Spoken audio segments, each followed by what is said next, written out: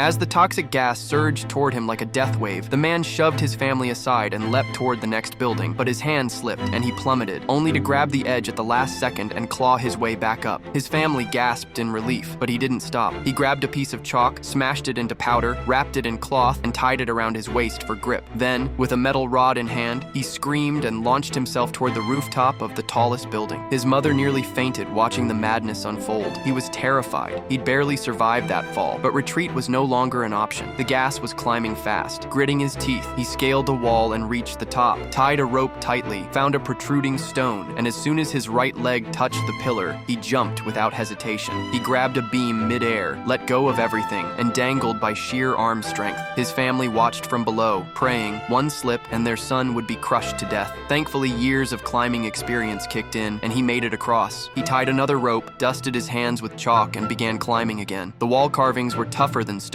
Every step was a battle. Once his foot slipped, and he barely survived. After an exhausting climb, he reached the final level. The rooftop was close, but no matter how hard he tried, he couldn't reach the next step. His safety rope had become a death trap. If the rooftop door didn't open soon, the gas would kill them all. So he did the unthinkable. He cut the rope. Yoon screamed, "Are you insane?" But he didn't stop. Without safety, he began free climbing. Maybe his family's cries gave him strength, because soon he reached the topmost level. Only one obstacle remained, a statue, the hardest part. He held his breath and jumped with everything he had, grabbing the lion's teeth and swinging mid-air. Exhausted but determined, he pulled himself up until the teeth began to crack. His balance faltered. He nearly fell, but grabbed the lion's nose just in time. The nose was strong but slippery. He paused, curled his legs, and leapt like a frog to climb higher. Gasping for breath, he finally reached the rooftop and sprinted to unlock the door. His family rushed up behind him. Yoon, with her outdoor survival skills, told everyone to pull out their phones and send an SOS signal. Soon, a rescue helicopter spotted them and lowered an iron cage. Everyone scrambled inside, but when it was his and Yoon's turn, the crew shouted, "Cage overload, no more room!" The man begged them to take his wife, but it was impossible.